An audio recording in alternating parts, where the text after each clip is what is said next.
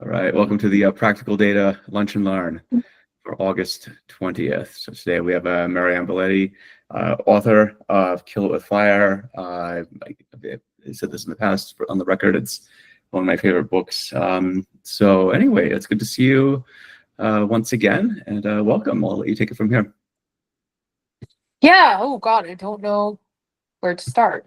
First of all, thank you everyone for reading my book and getting together in a group to chat about it. That is the biggest compliment any author can have, is that people, first of one, reading the book and interested in reading the book, but then also getting together to discuss what's in the book. So thank you so much for that. Um, for those of you who haven't been able to sort of distill bits and pieces of my career history just from the content of the book, I spent probably the last 10 years of my career, possibly more, focusing on rescuing large scale systems, many of which are in the need of being rescued because they've sort of been neglected for insert number of decades here, like 10 years if I'm lucky, 30 to 40 years if I'm not so lucky. And I found that work to be really interesting, really engaging, used skill sets that I didn't think were relevant in technology, but turns out are deeply relevant in technology. And like any engineer, I am really engaged in any kind of environment where I feel like I am learning and building new skills and developing a deeper technical practice. And so one of my goals with Kill It With Fire was to try to open the hearts and minds of software engineers to the possibility that this type of work, dealing with technical debt, dealing with migrations, dealing with modernization problems, actually represents that opportunity, that you can be a better software engineer at the end of it, a better technologist at the end of it, because of the challenges you face. Because when I started this work, a lot of people would sort of say, oh my God, my technical skills are atrophying because I've only been working on this terrible old code and not any like new cutting edge things. I'm losing the skill set that makes me a marketable employee for future opportunities. And I found it to be the exact opposite. I found it deepened my technical expertise and brought a lot of really compelling skills to the table. And so I wanted to sort of see if I could open people's minds to that idea so that people didn't immediately run for fear as soon as they found themselves dealing with an old system. So I'm really interested in what questions you guys have or what your impressions of the book are so far. Yeah. I'm not sure if you can see who's raising their hand. I think you're on your phone, right? So JT, you have a question. Yeah, I'll dive in. Hi, great book. I'll turn my camera on so you can see me even though I'm eating. I love the book. I'll also completely throw the disclaimer out. I have not finished. I am behind on book club. Someone will give me 30 lashings for that. In any case, one, I think we all really appreciated the tone you used in the book, and like the fact that you talked a lot about how people work and how people operate and kind of that approach. I think that came up in a lot of different conversations that we had, is that it was very like anthropological, is the tone. But I guess very $1,000,000 question. How do you feel about AI right now? That's the $1,000,000 question. Like, everyone wants to talk to me about AI in the context of legacy modernization. I think there's a very idealistic notion that the AI code assistants will reach a level of maturity that will effectively make this a solved problem. And if that happens, that will be really amazing and incredibly cool. But I don't think that's likely to happen, largely because so much of what drives a legacy system and makes it hard to make changes on it is context, right? Um, and that's the thing that I try to make sure that people understand first. It's not that the people who built this system are dumb. it's often the tools that you would build it today using, or the practices or architectural patterns that you would prefer to use today did not exist at the time, right? And the problems they thought they were trying to solve did not include the full set of problems they're trying to solve today. We see this happen a lot where like a system becomes successful and becomes just sort of normal and part of the day to day within an organization. And so it starts being reused for things it was never designed to be used for in the first place. And then it becomes really difficult to untangle it later on. And so like these are all things that AI so far has demonstrated that is actually really bad at handling. It's really bad at like parsing context. It's really bad at like, especially when context extends across multiple files within one application. Forget about multiple applications within a system. I think that's a challenge that there are ways of improving on, and I think I'm interested in seeing how the industry sort of starts to move forward in improving on those challenges. But it is a really, I think people underestimate how close we are to solving those kind of problems, largely because I always tell people that for me, what we're referring to as AI today is not a technology, it's a user interface, right? Because the technology that's under the hood, you could present it differently and people will go, that's not AI. So the example I love to use is like spell check, right? Your modern day spell check is using a language model. It may not be a large language model because that's a little resource intense just for spell check, but it's the same basic principle. And you would never look at spell check or autocomplete and go, that's AI, right? But as soon as you change your user interface and the way people are supposed to interact with it, the same fundamental tasks and technologies and structures suddenly become AI. So until they find a way to sort of create a logic backbone, either in terms of a decision tree or logic programming or what have you, it's never really going to be able to master a lot of those like sorting of context and heuristic style thinking that an actual software engineer would use. So we'll see. I do think there are some really interesting applications of it, and my team now has been experimenting with how do we develop our philosophy and best practice around using this. So one thing that I think will probably be very successful for us is that we have a bunch of applications that are too old to put on OTel through auto instrumentation, right? And so we can still get all of that, all those metrics, but we're going to need to go through and do them manually. And so we're operating from the hypothesis of like, well, if we get an idea of how we want to do that and we're able to document it thoroughly and we're able to sort of prove it out, could we give it to Copilot or a Claude or something like that and just say like, go through and instrument this whole thing, right? And then an engineer will go through and check and make sure that everything's kosher, and we'll run our tests and we'll put it into probably a staging environment and see how it goes. That to me is very believable. And if it's able to do that, that's incredibly useful, right? So I think there are all sorts of ways that AI is going to chip away at the bits and pieces of the problem that you face in a legacy modernization effort to make things easier and more accessible and more attainable for people to like cross the finish line. But I don't think it will ever be a situation of I now press the red button and the little AIs come in and they're just going to slowly rewrite all the COBOL and we're fine, we're done, right? I think the running joke that a lot of us have heard is that all of our jobs are safe because people can't even remotely convey what they want clearly. Well, that's actually the thing that I find the most interesting about it. And the reason why I started pulling it into my team is something I wanted us to think about and see if we could develop, I hate to use the word thought leadership, but yeah, let's see if we can develop like some really mature thought leadership around it. Is that when I read people's experiences using this to try to generate huge amounts of code or like do an entire project, the thing that keeps coming up is the level to which they had to specify their systems, the level to which they had to document their systems, the level to which they had to think through edge cases and testing for their systems in order for this to come anywhere close to working. And I read those posts and I think to myself, yeah, dude, that's what you should be doing to begin with, right? If you did that with human engineers, things would go much better.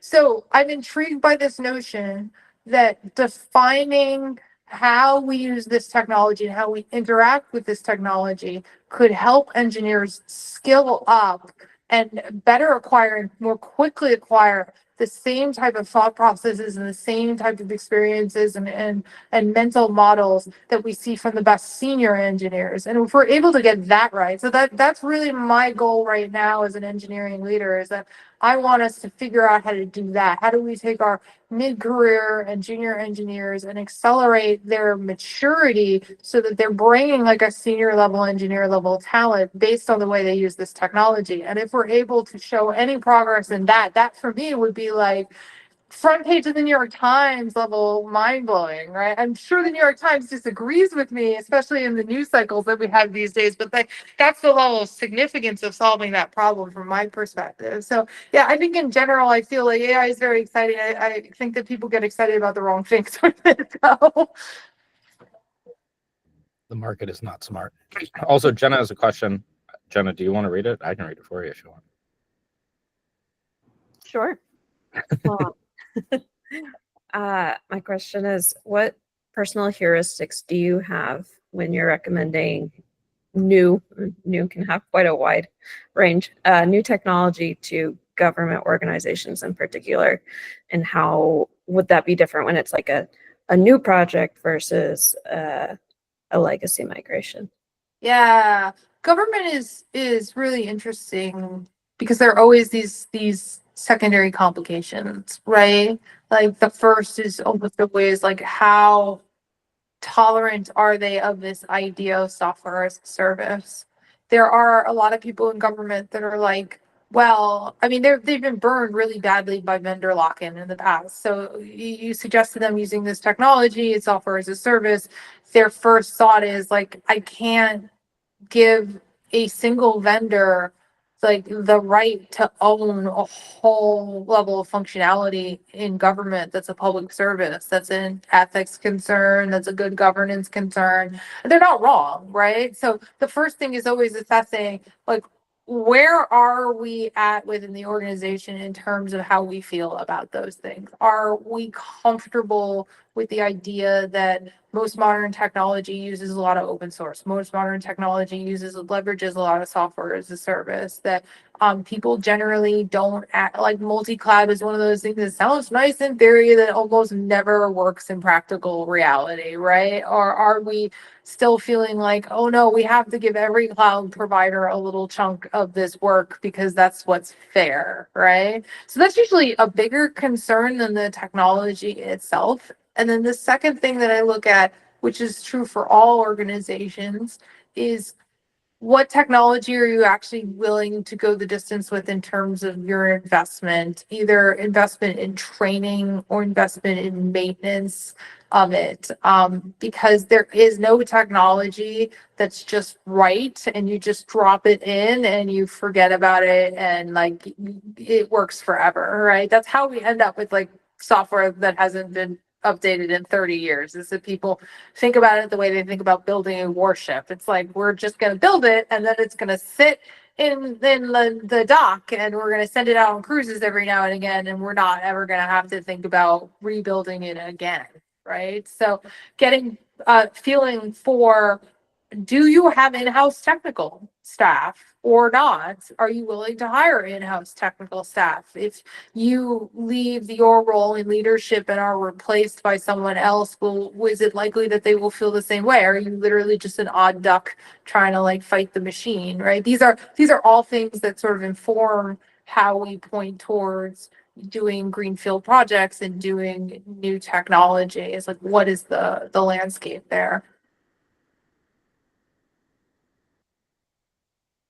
I feel like those are always very unsatisfying answers, but the truth of the matter is, on legacy modernization projects, it is never the technology, it is always the organization. It's always about the norms within the organization and the incentives within the organization. The technology part can sometimes be complicated in the sense that you're dealing with a tower like in Jenga, and you have to figure out which piece do I move at which time to keep things at the level of operation they need to be in order for people to be satisfied with how the project went. But that's just a kind of TPMing exercise, that there aren't really like great extreme technical problems we don't know how to solve that we're trying to solve in legacy modernization. The messy stuff is always in the incentives of the organization and like the structure of the organization. And so it's true, it is very anthropological in its nature, because that's the biggest barrier that stopped tech modernization projects from being successful. Is like people don't think of the organization. JT, you have a question? Yeah, I didn't want to hog the mic too much. So I was like, I'll pop it in chat. Given what you just said, especially what people are the problem in so many words, which I think most of us agree with. How do you feel about bureaucracy, like just generally? I mean, I think what I find really interesting about bureaucracy is how strongly it's connected to trust and things like Dunbar's number. So people who aren't familiar with the term Dunbar's number, this is the theory that you can only maintain a particular amount of social direct and trusting social connections. It's typically like around 150. Although I do, like, as a person who's trained in anthropology, I do like to tell people he made that number up. It was like a guesstimation. There's no scientific study. This is like, no, it is 150. That is the line. That is a hard limit, but it's like a good order of magnitude measure. And so I think what I try to convey to people is that when you scale up an organization, or at this point a society, to the level where people have to interact beyond that 150 group, then you need some way for people to carry that trust over and actually like extend that trust to somebody who's outside that group of 150. And what they can do that a bunch of different ways. One of the ways they do that is process. So when we look at bureaucracy and like, oh, how terrible bureaucracy, what bureaucracy is trying to accomplish is extending that trust to as large a group of people as possible. Because if we make you fill out this form and we make you submit this documentation and we make you follow this process, then what we're doing is we're essentially saying we're all right with trusting your actions and your decisions and like the thing you're trying to get out of this process. We will extend our trust and give it to you because you've gone through this process, and therefore we feel like we can trust you. So when you see a situation where there's red tape everywhere and the bureaucracy has really gotten out of hand, it's because the trust is so difficult in that particular context for people to extend. So if you want to eliminate some of the bureaucracy, you have to figure out, well, how do we increase the level of trust that people are willing to extend the appropriate level? And there are a bunch of different ways to do that as well.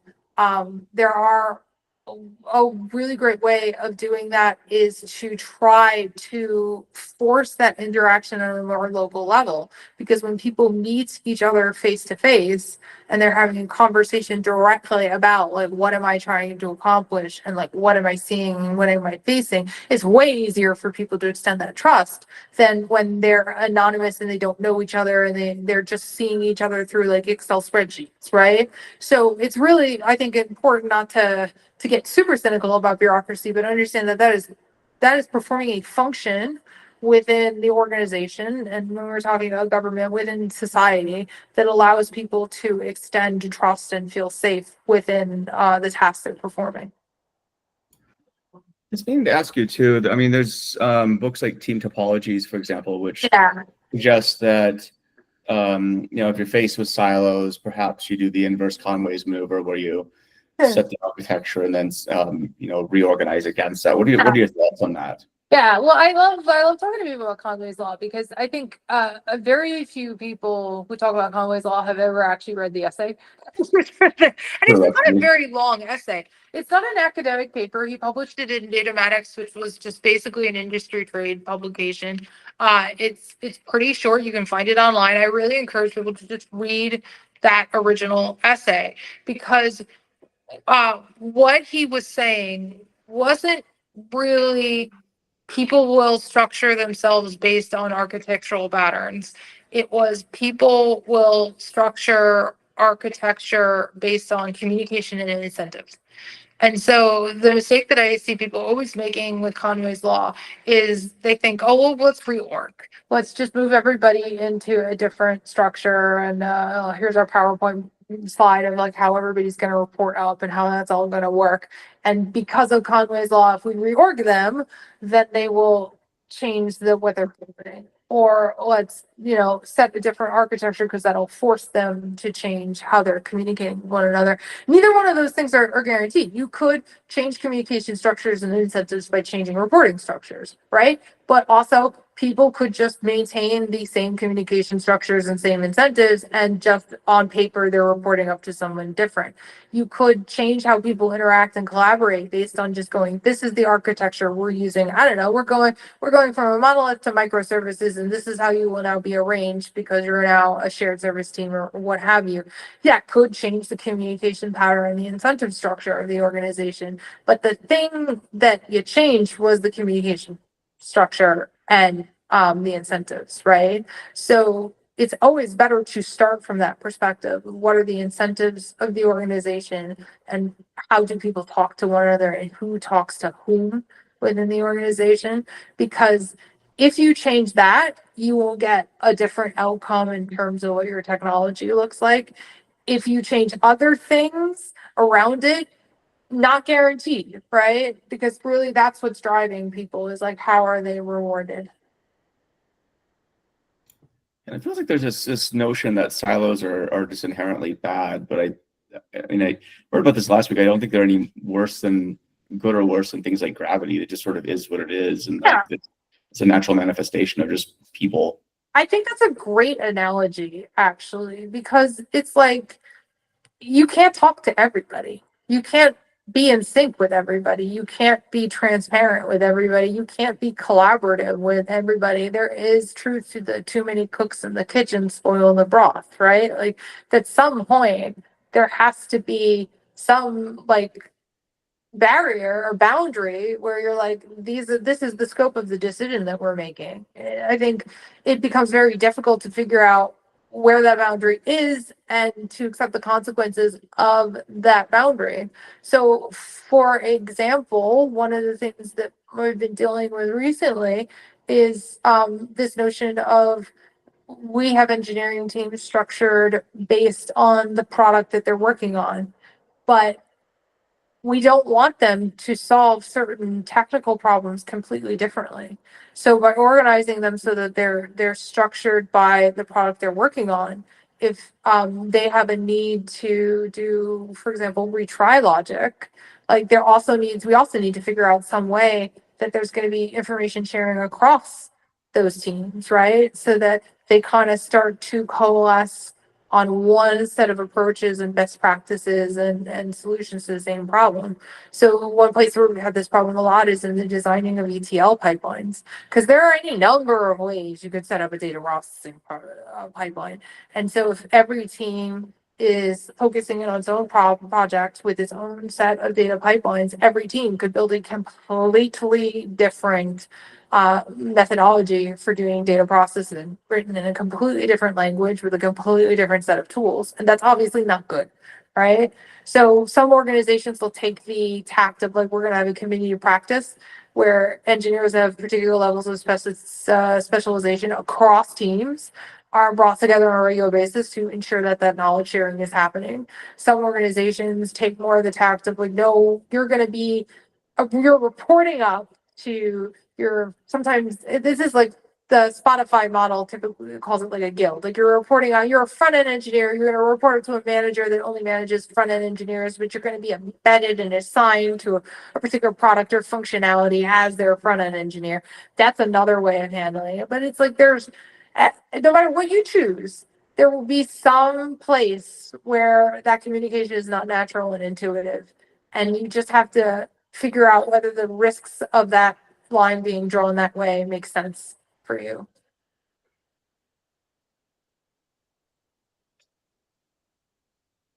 Or I don't know, maybe we'll use AI to just summarize every single conversation that happens in Slack, and just the first step will be like talk to ChatGPT about what the history of this No, is. this is one of the hypotheses right now. One of the things people are saying, and it's actually something I've been thinking about, is like, if you take the the hypothesis that everything is now every business function and task is run by AI agents, like what does this do to the org structure of a company? Now, if you listen to Bill McDermott, CEO of ServiceNow, he's like, well, all these departments from the 20th century, they just disappear, right? Because then you don't need orgs anymore. You just have agents doing everything. And I'm like, that's definitely one view of a future that I don't know what that looks like yet, but I guess we'll find out. But it's interesting.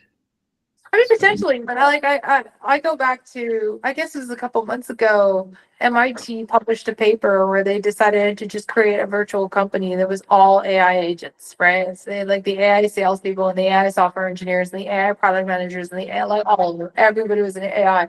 And it was really interesting because like they found all of these scenarios where what the AI did to solve a problem is what things that only computers would think of, where you're like, yeah, it's okay, technically you have solved the problem, but also that's ridiculous, right? Like there was one situation where the AI was told to like send an email or send a Slack message to a particular person, and for some reason it was having problems doing that, so it renamed someone else's username to match the person they were supposed to Slack, and then Slack. It's like one of those like, sure. Kind of thing. They did, I think, both an academic paper and then more of a plain language blog post about their experiences. Is really incredibly funny. And so I would absolutely encourage everyone to read it just to see like the current stage of where we are in that vision. It might get better. We might figure out a better way to do it, but like there are all sorts of like shenanigans that these things get up to. I actually think you should just keep doing that. That's pretty hilarious. That's I used to cite Cindy this scope of work, so you're now Cindy. Here you go. That's so funny. Do you have any questions for her? Sure you all do. You read the book. Yeah, I'm kind of afraid to try to pull up the chat in the Google app because it's like the dot button is right next to the button for hanging up, and I'm like, that feels. Oh, I always do that. I always about every 20% of Google Meet conversations. I don't know if I put it there, but they do. It's kind of dumb. I'll ask you then. I suppose like what? Okay, hold on, Greg. You have a question. I want to monopolize the conversation. Go for it, Yeah, Greg. I'll pull up camera. So this is sort of inspired by some of your answer to the AI question, but something that had come up before and I'm just seeing accelerated now is, have you seen any good patterns or ways of thinking about decentralized development? And like the example I have in mind is, someone, somewhere deep in the organization who is an individual contributor but not in IT has some problem, and they say, okay, cool, I'll make like Python script that helps me solve my problem. And today, now I can vibe code a quick Python script to solve my problem or whatever. And I sit kind of between IT and these organizations. And Yeah. a lot of times what IT will say is, well, we're not going to support, like somebody wants to deploy that app somewhere. We can't support it because we don't have any long-term plan to support Python. Yeah. And I wonder, is there a way that you've seen anybody get that right or strike the balance of like letting people innovate from the grassroots level, but in a affordable, long-term, attainable way? Well, so there's a whole existing industry based on the notion that people on the business side have a need to build workflow tools and internal tools that you don't want to hire an engineering team to support, right? So you have products like Pega, like Retool, like a bunch of different products that's essentially what they're about. And I think there are problems with using those kind of products because they tend to generate a lot of junk code. So they're not the most efficient way to run them, but because you're looking at them for internal business processes, they're usually fine, right? So IT or engineering has to spend a little bit of time doing some basic system integration to make sure, if you don't have right access to the database unless you actually need it for your job and things like that. And then they let the business people go and sort of build out their own little applications. And it's effectively an extension of what a lot of those type of people do anyway through Excel macros, right? Like that's the thing that strikes me when I go into all these large organizations, is that there are people whose job is actually technology. And then there are the people who typically have a completely different role, who are technical enough to figure out how to use those kind of tools to be better at their job, to automate their job, to do different things with their job. And so this has always been a kind of function and behavior of a lot of organizations.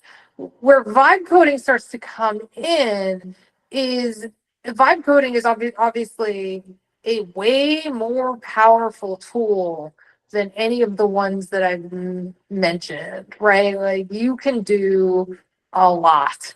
And I think we've seen a lot of very public stories of people vibe coding things, or people accusing other people of vibe coding things that lacked a lot of basic things like authentication and like deleted wholesale databases and stuff like that. So I think it's a question of what is the process that we put in place around it. And my feeling about that is there was a story about Twilio years ago about how somebody who I think was in marketing essentially transitioned over to engineering, because their feeling about it was you should be able to review a merge request and accept a merge request submitted by anyone in the company. Like the ability to contribute to our code bases and to our systems should not be restricted to people with the job title engineer, right? We don't care who you are, because the process that we have in place to review and accept and merge and deploy is designed to prevent a lot of these mistakes. So if that process is actually worth its shit, then somebody in marketing should be able to send a merge request or pull request to this repository to make a fix or an improvement or add a new feature, who knows? And we should be able to handle that and adjudicate it the same as an engineer would. I very strongly subscribe to that philosophy. So I think the benefit of the kind of vibe coding movement, for lack of a better term, is that it will force technical organizations to actually get their shit together with their CI/CD and their process. That will allow them to take advantage of these contributions from everywhere. But I think a lot of organizations will have trouble with that, because it's an investment that a lot of organizations historically don't see value in, right? They look at it as like, oh, this is a cost, because it's not shipping new features or shipping new products. And so in some ways, that's what's really interesting about like the buzz around AI, is that it is giving us permission as engineering orgs to invest in places that historically a lot of organizations have been like, I'm not going to give you the money and I don't want you to spend the time to do that. But because AI is very sexy and they hear automation and like efficiencies and get more out of people, then suddenly they're like, okay, cool, let's do that, right? So I think it's an opportunity for those people who know how to play it correctly and actually tie it down to that foundation of like actually just good best practice without any AI is also this. So it's an excuse to like clean up our act and like make sure we're following best practice. Yeah, I love that sentiment. I think AI really has done a good job of shining a light on the implicit systems that we all have in place that we kind of have been getting away with sweeping under the rug before. And yeah, the traditional wall is like the technical side of the business, and IT says, well, we're not responsible for that. And the inevitable result is people do all kinds of insane nonsense in Excel. Yeah. It's like, okay, you forced them to do this because you didn't give them a route answer. I love that suggestion of like, you need to have a proper CI/CD and process in place. Then it shouldn't matter who's contributing. Right. This is the process.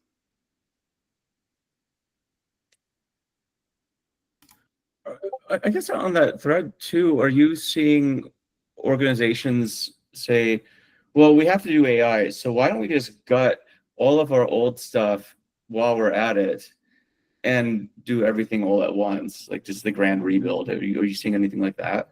I mean, sometimes I wish. So I would say that in general, I always discourage people from doing complete rebuilds because they can't let go, right? Like if you are going to do a rebuild, then do a rebuild. Start from scratch.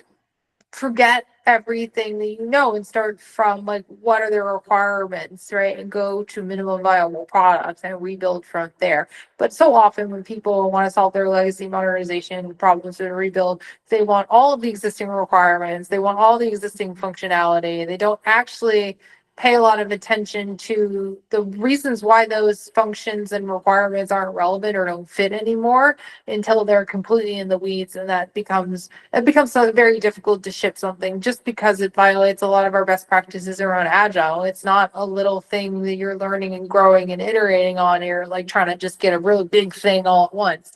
But there are situations where I think when you're selling AI, again, it's a user experience, right? So in a lot of times you're creating a completely different interaction pattern and a completely different type of product. And I feel like we don't know because it's not actually the technology is not old enough for us to know what people's actual desires for that interactivity are, right? So I'll give you an example.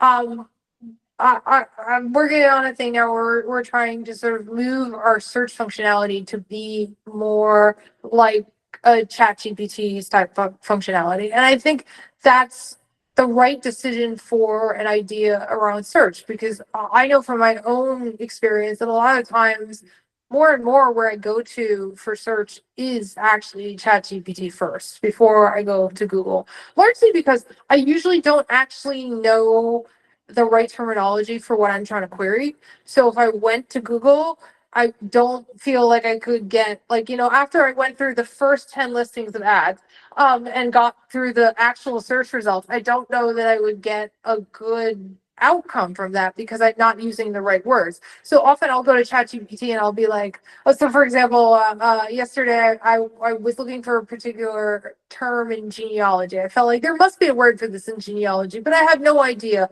what it would be or how I would search for that. So I went to ChatGPT and I was like, in genealogy, is there a term for this? And ChatGPT was like, yes, it's called this. And that gives you the ability to then confirm that by copying and pasting that term into Google and seeing what came up, right? That's a very common pattern for me. So I bought into this idea that like search is gradually moving more towards this chat style interaction. But a lot of what people were using or are using this particular search that we're talking about for is not actually finding a thing, right? It's not that pattern of like, I want this thing. I expect this thing to be the number one search result, but if it's in the top 5, that's still a win. And I'm going to take these search results and go immediately to that thing because that's what I'm looking for. A lot of what we see the users on this particular search engine doing is using search as a custom data set builder. So they will run a search, they will run certain types of filters on that search, and then they will go to a button that says export to CSV. And they will export their CSV to put in Excel to like do whatever they wanted to do with that data.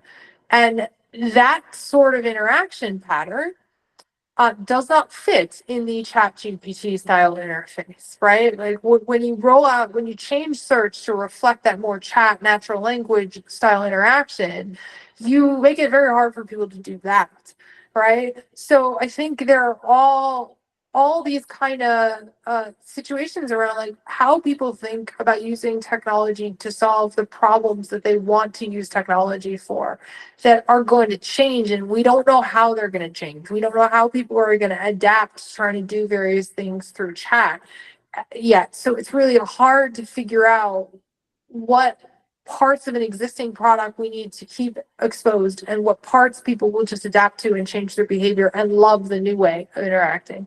So to come back to your actual question, in that sort of circumstance, I kind of graduate, I kind of feel like what we really should be doing is building a new experience that is separate from the existing product and gradually moving people over and seeing what they're doing with it, seeing how they're interacting with it, and then figuring out like, oh, okay, these aspects of what they're trying to do in their workflow and what they're trying to do with this product are are still here, and they're not, there's no way that the chat actually backfills it for them, right? They don't change their interaction pattern to figure out how to do this thing. They just are frustrated they can't do this thing, in which case we have to start bringing that feature set from the old into the new.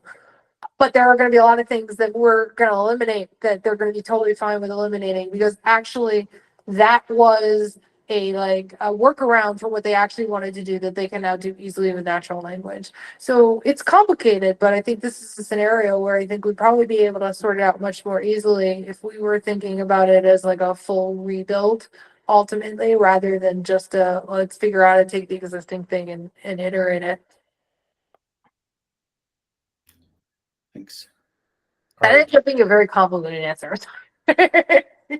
You touched on some of the stuff before, but there have been a bunch of questions related to learning and like what you would learn, etc., like that. So one of the things that we've been talking about a reasonable amount, especially in our little AI group, which if you're not in the Discord, you should definitely be in the Discord. But in any case, yep, see, and in any case, one of the things we talk about a lot is skill atrophy to some degree with respect to AI. So I guess maybe two-parted question. One, what do you think about skill atrophy as it pertains to AI, etc.?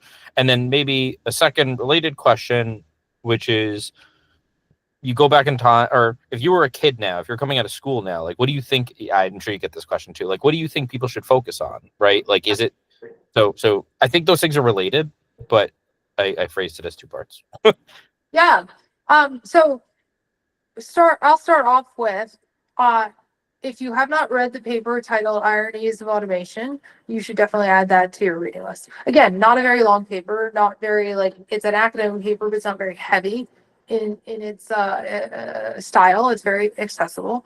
It's always amazing to me how much of the research that was done in industrial automation and like conventional manufacturing in the 80s is so on point and relevant for the stuff that we're dealing with now in technology. But this paper by a researcher named Leslie Bainbridge, I think, Ironies of Automation, is like prophetic, because essentially what she was saying is that people develop expertise through doing things, typically operating systems.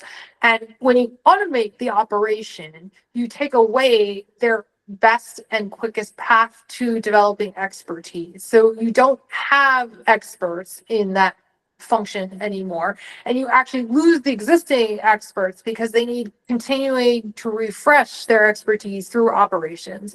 And so as a result, you typically end up with a less safe, less stable, less performant system that your supposed human supervisors are incapable of supervising because they do not understand what the automation is doing and cannot understand what the automation is doing. And she wrote this paper based on watching the automation of manufacturing, so like more around robots in factories than AI, but it is 100% relevant for all forms of automation, including AI.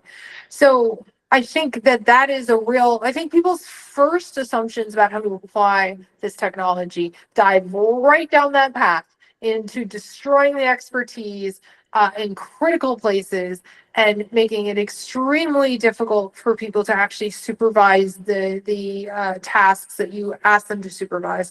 But the challenge that I am really interested in is this a foregone conclusion with automation no matter what? Or are there design best practices that can actually help you avoid the areas of automation and increase people's knowledge and increase people's experience?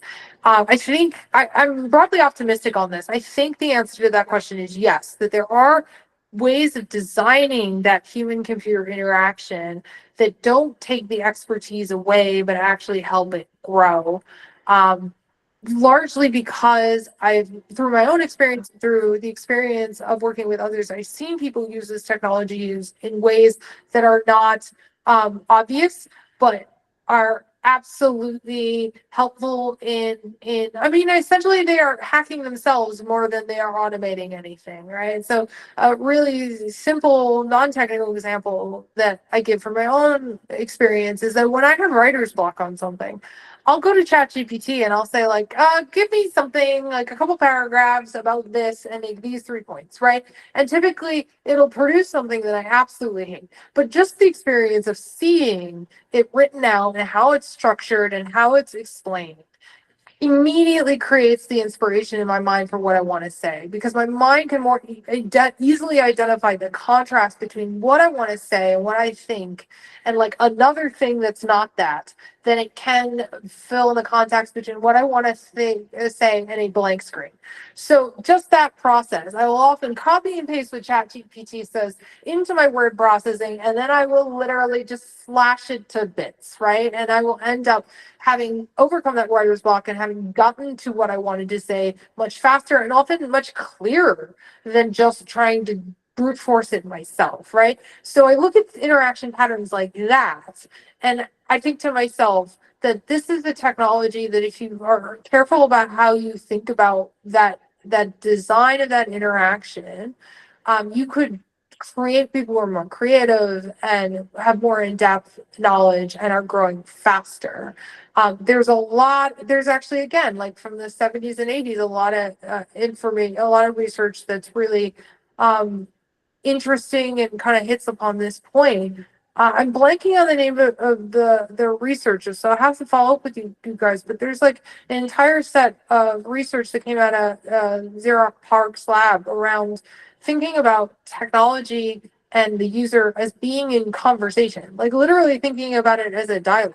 That people don't open up a user manual and start from page 1 and read the entire user manual and go, now I know how to operate this technology. What people do is they open up a user manual and they read like the first couple of pages until they understand the first step of what they want to do. They do that first step and then they look at the technology and how it responds. And the technology gives them a certain output, and then they make a decision about what the next step is. And sometimes they go back to the manual, but like thinking about that as actually being a conversation between the human and the technology. And the technology they were talking about was not AI. The technology they were talking about was like a photocopy machine, right? Or like a coffee maker, even. So there's so much research in this space from like decades ago that I think is worth revisiting. So that's the first part of your question. Second part of your question, in terms of what do new graduates focus on today? The thing I always tell our new hires and then young engineers or the early career engineers that come into my team is you are at a very unique stage in your career where it is 100% okay for you to ask a stupid question. It is 100% okay for you to make a mistake. Don't be in a rush to get out of that phase of your career because you will never get it back. And you will always feel, no matter how experienced you are, no matter what level of expertise you have, you will always feel like you were minutes away of being exposed as an imposter.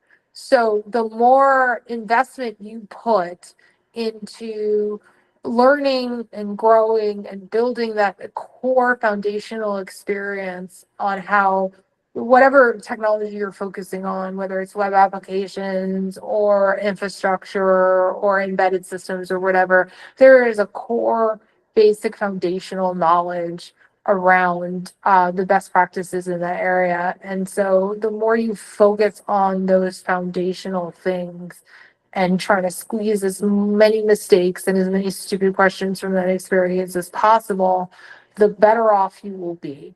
So that is advice that, again, is not tied to AI ML in any particular way. It was true before these technologies existed. It is true now.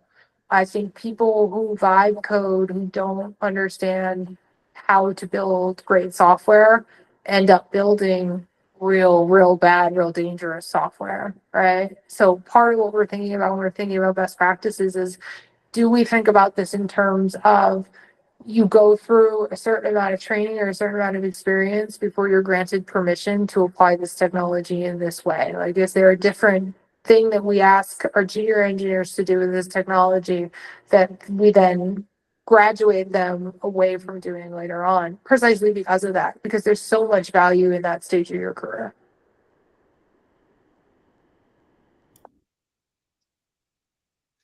We got 5 minutes left. It's gonna ask you a few questions on that, but actually, I'll ask you what's next for you. What do you have any picks?